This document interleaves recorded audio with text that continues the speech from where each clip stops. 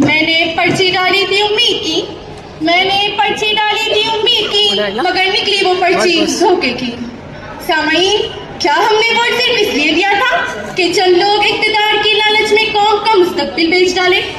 کیا ہمارا ووٹ اتنا سستا ہے کہ کوئی بھی آئے، پرچی اٹھائے اور تقدیر بدل دے؟ نہیں، ہرگز نہیں۔ جب رائے دہی میں دھاندلی ہوتی ہے تو عوام کا یقین متزلزل ہو جاتا ہے۔ لوگ سوچتے ہیں میرا ووٹ آخر گیا کہاں؟ جب سچائی ہار جائے اور جھوٹ جیت جائے تو جمہوریت کی بنیادیں ہل جاتی ہیں۔ یہ دھاندلی صرف ووٹوں کی چوری نہیں، یہ قوم کے خوابوں کی ڈکیتی ہے، اور یہ جمہوریت کے جسم پر لگا وہ زخم ہے جو ہر الیکشن کے ساتھ گہرا ہوتا جا رہا ہے۔ اور افسوس، ہم خاموش ہیں، ہم دیکھ رہے ہیں، ہم جانتے ہیں، پھر بھی کچھ نہیں کرتے، کیونکہ عدل کا بول بالا کہاں ممکن ہے یہاں؟ عدل کا بول بالا کہاں ممکن ہے یہاں جب دھاندلی ہو دستور زمان؟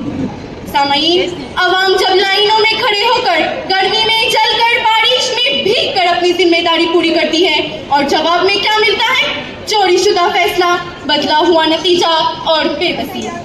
یہ ووٹ کی قیمت نہیں سمجھتے، یہ قوم کی غیرت نہیں سمجھتے، یہ ووٹ کی قیمت نہیں سمجھتے، یہ قوم کی غیرت نہیں سمجھتے۔ جو پرچی بدل دے چند لمحوں میں، وہ درد ملت نہیں سمجھتے۔